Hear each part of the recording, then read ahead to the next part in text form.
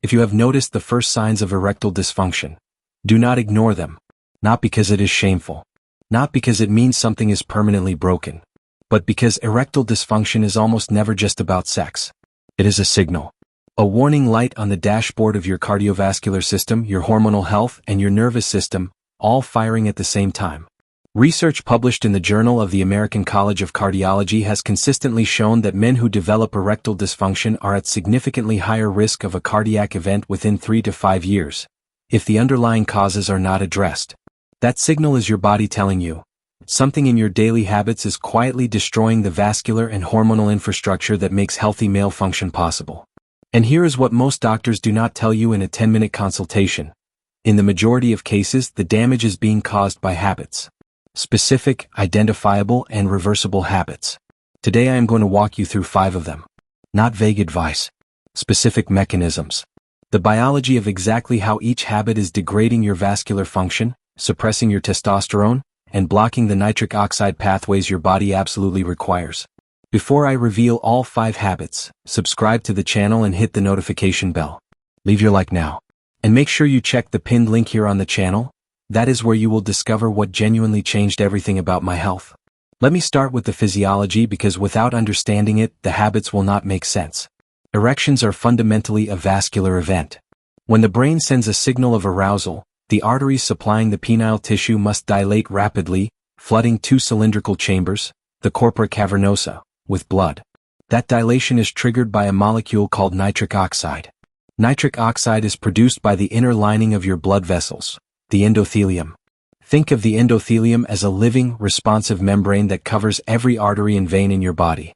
When it is healthy, it produces nitric oxide efficiently.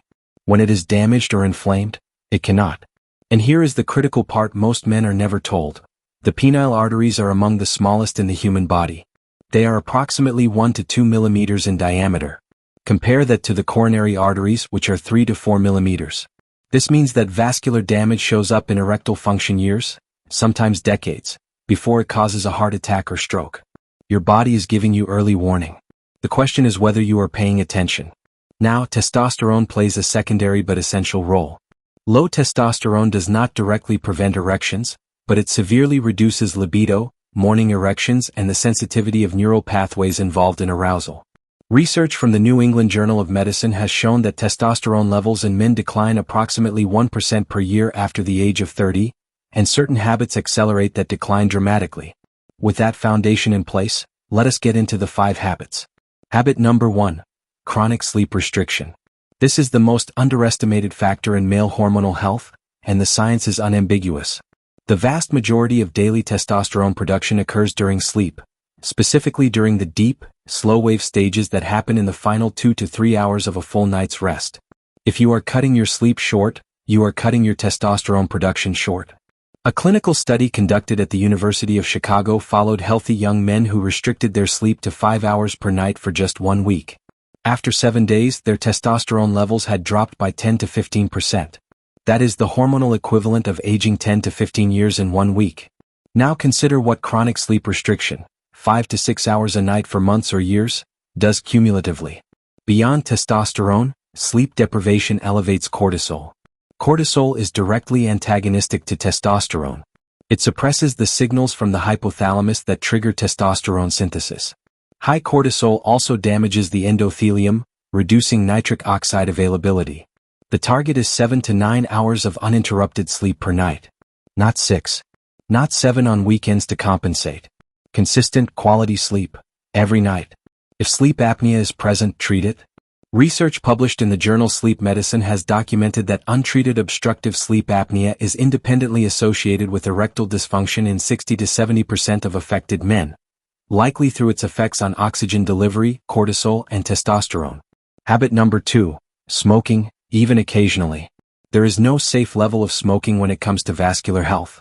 Cigarette smoke contains over 4,000 chemical compounds, many of which directly damage the endothelial lining of blood vessels.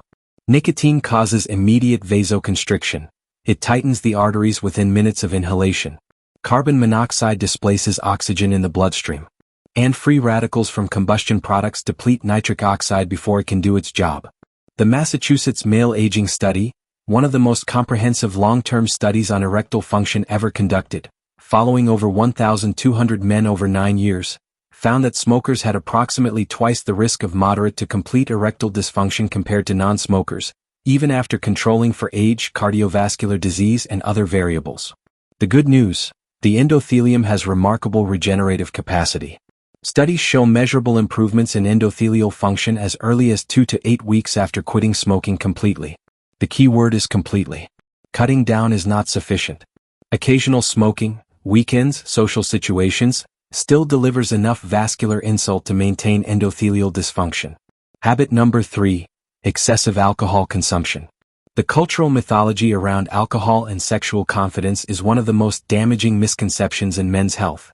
Alcohol is a central nervous system depressant. In the short term, moderate amounts lower anxiety and social inhibition, which can appear to improve sexual performance. But physiologically, alcohol is simultaneously impairing the neural pathways required for erection, reducing testosterone production, and dehydrating the vascular system. In the long term, habitual heavy drinking, more than 14 standard drinks per week, suppresses the hypothalamic pituitary gonadal axis. This is the hormonal signaling chain that tells your testes to produce testosterone. Chronic alcohol exposure disrupts this chain at multiple points. Research from the journal Alcohol and Alcoholism has documented that men with alcohol dependence have testosterone levels comparable to men 10 to 20 years their senior. Additionally, alcohol metabolism generates acetaldehyde, a toxic compound that damages the liver's ability to clear excess estrogen. Elevated estrogen in men further suppresses testosterone and contributes to sexual dysfunction. Research is to limit alcohol to no more than 7 standard drinks per week, and to include at least 3 completely alcohol-free days consecutively, to allow hormonal recovery.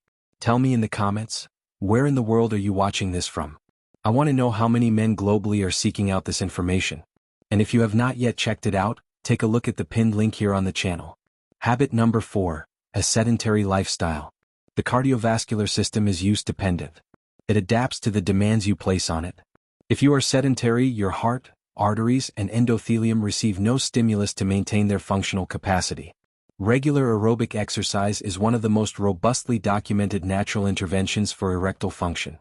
A meta-analysis published in the Journal of Sexual Medicine, analyzing data from over 1,100 men across multiple randomized controlled trials, found that moderate aerobic exercise performed 4 times per week for at least 40 minutes per session produced clinically significant improvements in erectile function scores, with effects comparable to phosphodiesterase type 5 inhibitors, the drug class that includes the most commonly prescribed ED medications.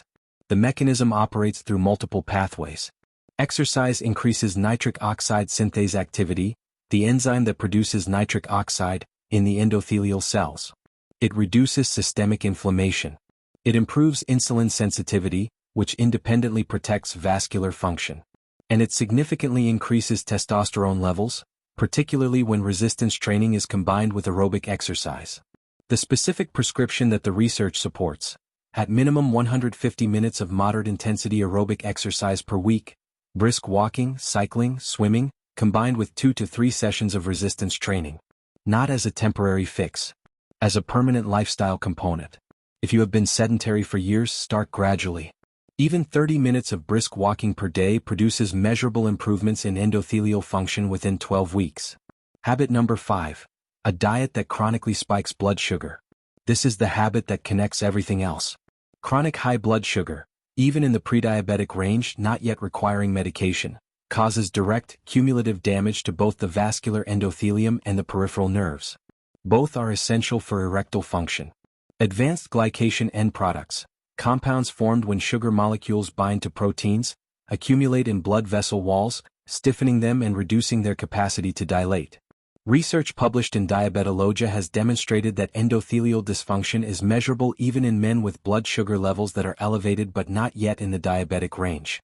The peripheral nerves that carry arousal signals from the brain to the penile tissue are among the most vulnerable to glycation damage.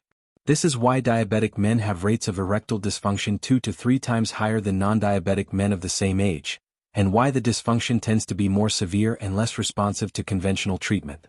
The dietary pattern most consistently associated with vascular and hormonal health in the research literature is not complicated.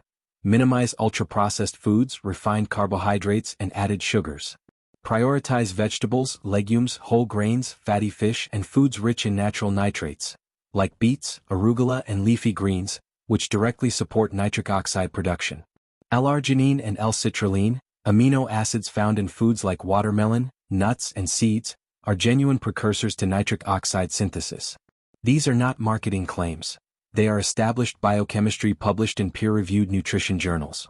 A Mediterranean-style dietary pattern has the strongest body of evidence for cardiovascular and erectile health. It is not a temporary diet. It is the eating pattern your vascular system was designed for.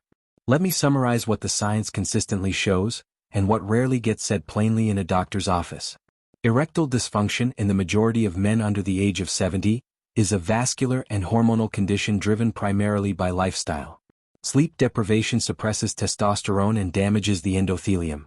Smoking destroys nitric oxide availability at the vascular level. Chronic heavy alcohol intake disrupts the hormonal axis. Sedentary behavior removes the primary stimulus for vascular health. And a high glycemic diet creates the biochemical environment for progressive vascular and nerve damage. None of these operate in isolation. They compound each other. And reversing them, consistently, not temporarily, produces real, measurable physiological change.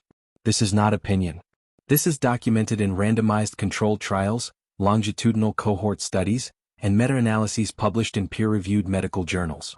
The question is not whether this works. The question is how much longer you are willing to wait before making the changes. If this information was valuable to you, subscribe to the channel now and leave your like. Every week I bring new content grounded in real science, the kind that actually changes outcomes. Share this with someone who needs it. See you in the next video.